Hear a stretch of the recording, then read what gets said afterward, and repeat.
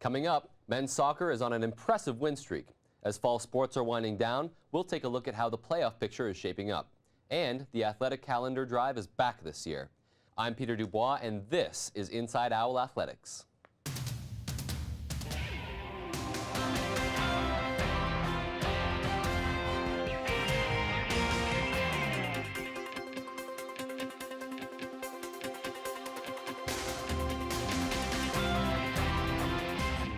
The men's soccer team picked up its 7th victory in a row Wednesday night on the road at Southern Maine. In the 14th minute of the game, Emmanuel Smith notched his 4th goal of the season to give the Owls an early lead. The rest of the first half would remain scoreless, but a goal from Wesley McIntosh put the Owls up 2-0 just 5 minutes into the second half. Later on, Connor Downey would finish the game off for Keene State with a goal assisted by Samuel Binagano. The Owls goalkeeper Anthony Paziuto went 3 for 3 on saves in the game, making it its 4th shutout of the season. This 3-0 win means the Owls remain undefeated in the LEC. The 7-game win streak is their longest since 2005. Women's soccer played twice this week. Monday they hosted the Worcester State Lancers. The Owls got on the board in just the first minute of the game with a goal from Taylor Bazalian, assisted by Stephanie Spitz. Keene State would strike again midway through the first half as Alex Kennedy scored the first goal of her college career, putting the Owls up 2-0. Late in the second half, another Keene State freshman scored her first collegiate goal. Midfielder Kaliana Paloff put the Owls up 3-0 with another assist from Stephanie Spitz. With under 2 minutes remaining, the Lancers' Talia Borsi put her team on the board with her 7th goal of the season. The Owls ended up winning 3-1. That win gave the team some momentum heading into a conference match against Southern Maine Wednesday. The Huskies' offense put pressure on the Owls early in the game, and were finally able to score in the 29th minute with this shot from Emma Dennison. Now in the second half, the Owls impressively stopped 2 scoring attempts by the Huskies' Adela Khalilwa to keep the score 1-0 with just under 30 minutes left in the game. Southern Maine picked up 2 more goals in the second, and the Owls fell 3-0. Despite giving up 3 goals, Owls goalkeeper Abby Turinka had a career night, saving 16 shots from going into the net. The Owl field hockey team saw a record tied and picked up another conference win when they faced off with Bridgewater State Tuesday night.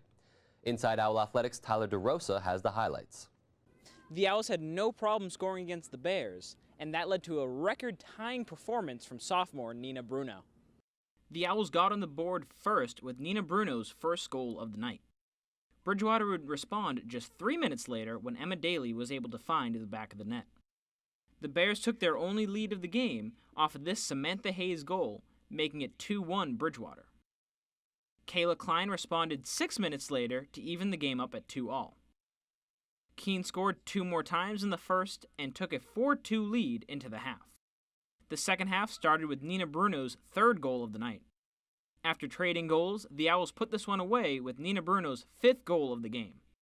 The Owls would win 7-3. Nina Bruno's 5-goal performance tied the single-game record for the Owls. The team will be back in action on the 13th against Plymouth State. For Inside Owl Athletics, I'm Tyler DeRosa. There are just 3 weeks left in the fall sports seasons, and teams are starting to look at the playoff picture. The Owls have 3 teams in playoff contention. Owl Volleyball is having a strong season and is currently 2nd in the LEC with a 4-1 conference record, just 1 half game behind Eastern Connecticut State. Field hockey is also 2nd in the conference behind Castleton at 7-1 in conference, 11-3 overall. And men's soccer is having a sensational season. The team is undefeated in the league with a 5-0 record, 9-3 overall. Playoffs start with the quarterfinals on October 30th and the semifinals and final on November 2nd and 3rd. Volleyball outside hitter Megan Palmer is the Little East Conference Offensive Player of the Week. The sophomore helped the Owls to 3 wins last week with 33 kills and a .451 hitting percentage. Megan Palmer is also an Owl Player of the Week. Her outstanding play helped the team get 3 wins last week. The Volleyball Owls are in contention for the top seed in the LEC tournament. Emmanuel Smith is also getting Owl honors this week. He scored 3 goals and got an assist in a 2-0 week for men's soccer. College athletics culture and athlete safety have been in the news a lot lately. The death of Maryland football player Jordan McNair at the start of football season drew national attention to the win-at-all-costs mindset in some programs. This week, I talked to KSC athletics staff about how they keep the right balance between being a student and an athlete. KSC's head athletic trainer Deborah Wood keeps athletes healthy. It's her job to treat injuries and get these players back in action. I've worked at other colleges, and this has by far been one of the easiest non-confrontational staff I've ever had to deal with. They let us do the medical and they do the coaching. We don't cross lines there. I don't tell them how to coach. I don't tell them who they should or shouldn't play, and they don't tell us how to do our job when it comes to protecting the health and wellness of the athletes. They're here to be students first. They're not going to be professional athletes, and that is the number one. They're students before they are athletes. Strength and conditioning coach Sarah Testo says the Division III philosophy helps keep the athletics and school balance even here at Keene State. But an athletic staff that truly believes in that philosophy and promotes it goes a long way towards developing a culture of proper balance. I don't think we have anything close to a toxic environment. I think it's a good environment. We let our athletes know that we really are here to help you, not to discourage you from being involved with the program, and we want them to succeed. At getting them to understand that we're there for them, we want them to do is the best that they can. Respect is there from the athletic director and for the athletic director, and trickles down to the coaches. And their assistant coaches, captains, and all the way down to the players. So if we didn't have a system of respect, then I think that there would be cracks for things to start to fall apart and for toxicity to start to creep in. Even at a Division III school, athletics is high profile.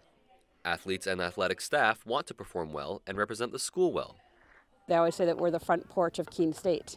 We're sometimes what you see first in the newspapers and things like that. And so our big key is to make sure that that is always in a positive light and not in a negative light. Testo and Wood are on the front lines of keeping athletes healthy and making sure pressure to perform does not compromise athletes' safety. They say they can do that here because of a culture that values their role as trainers and coaches and the Division III ethic. I think, again, it goes back to that respect level and the staffing that we have, making sure that we're caring about our athletes. And not just from a staffing perspective, but also the teamwork within the teams where captains and the players all care about each other. And if the coaches weren't instilling that respect and level of caring, I don't think that it would exist. For our interview this week, we'll sit down with Assistant Athletic Director Abe Oshiak. Inside Owl Athletics correspondent Kayla Prisco has questions about a chance for Owl supporters to win prizes, a special video starring some of our athletes, and how the playoffs are looking for some Owl teams. Abe, thank you so much for being here. Kayla, my pleasure. So the athletic calendar sales are happening right now. The raffles will be in November. Can you explain a little bit about how that's going? Sure. The athletic calendar sale is a raffle and fundraiser that we run every year. Every student athlete, coach, staff member in the athletic department sells 10 calendars at $5 a piece to raise funds for the athletic department. And then throughout the month of November, we have a drawing every day where prizes can be won. First and last prizes are $250 preloaded gift card, and everything in between ranges from rounds of golf, gift certificates to Walmart, local restaurants, Adidas gear, sports-specific gear from Keene State. Anyone can buy, students, fans, parents, alumni. So it's a very successful fundraiser that we've run to raise funds for the department. And all athletes have to do this as well? All athletes do have to do this, yep, all participating teams. That's great. So the Keene State Athletic Department recently released a very special video having Keene State athletes talk about sexual assault and domestic violence prevention, and let's take a look at that now. It's on us. At Keene State, we're a community of respect. Respect for ourselves. Respect for each other. Preventing sexual assault and relationship violence is our responsibility. All of us. We can't pretend it's only a women's issue. We can't pretend it's not an issue. It's on all of us to promote a culture of respect. Why did you release this video this week, and how did the Keene State athletes get involved? Sure. It's on Us is actually a federal government initiative to prevent sexual assault and domestic violence on college and university campuses. And the NCAA, as a governing body, is a partner in that initiative. One of the early weeks in October is a week dedicated to sexual assault and domestic violence prevention. We decided it would be a good idea to create a video that really emphasizes the collective responsibility that all of us have in sexual assault and domestic violence prevention. And so we started working with our Student Athlete Advisory Committee and their advisor, Kara Fisk-Hennessy, who also coaches the softball team here at Keene State College. And so working with her, working with them, we came up with a script of lines. We selected the student athletes we wanted to appear in the video, and then right here in this studio where we film, with the help of some of the faculty in the Journalism, Multimedia, Public Relations Department, we filmed and then edited the video to come out with the final product. That's great. And I noticed that there's a big viewership on it. It's one of the most shared videos that we have. Yes, that's something we're quite proud of. You know, it's not necessarily something we set out with a specific goal in mind, but it has become one of the most viral things we've ever created. At last check, it was over 5,500 views, a reach of over 13,000 people, shared over 75 times, and those are just Facebook statistics. Right. That we put it on some other social media platforms as well, website platforms. So it has had a far-reaching impact in viewership. So playoffs are coming up in a few weeks. We have a couple teams that could be possible contenders, including field hockey, men's soccer, volleyball. What is Keene State's athletic department doing to prepare in case some of these games are hosted by Keene State? Yeah, we're kind of in a wait-and-see mode right now with about 3 weeks left in the regular season. We're certainly hoping that all our teams do well, and we're kind of having some behind-the-scenes discussions as far as what we would do, you know, if we had multiple tournaments here in different locations, and what the best solutions would be for staffing to ensure the best experience for the student athletes, our fans, visiting fans, that type of thing. So we're still kind of developing some of those processes, and if all those scenarios play out, you know, certainly something will be made public and available. But right now we're just hoping our teams do as well as they can, and kind of waiting to see what we need to do. Well, Abe, thank you so much for being here. Thank you again, Kayla. I enjoyed it.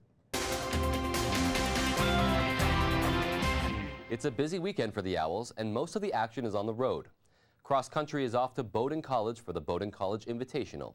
Racing starts at 11. Field hockey is away to take on rival Plymouth State. Game time also at 11. Volleyball will be in Danbury, Connecticut for a tri-match with Western Connecticut at noon and Potsdam at 2. Women's soccer will also head to Connecticut, taking on the WestCon Colonials at 1. 2 home games are on the schedule. Men's soccer hosts Western Connecticut at 1 o'clock on Saturday. It's senior day for the Owls. And Sunday, swimming and diving kicks off the season hosting the Colby Sawyer Chargers also at 1. Remember, you can watch all Keene State contests through the Owl Athletics website. Just go to KeeneOwls.com, click on the Game Day tab, and then select Live Broadcasts. Again, that's KeeneOwls.com, Game Day, and then Live Broadcasts. For all of us at Inside Owl Athletics, thank you for watching. We'll see you next week.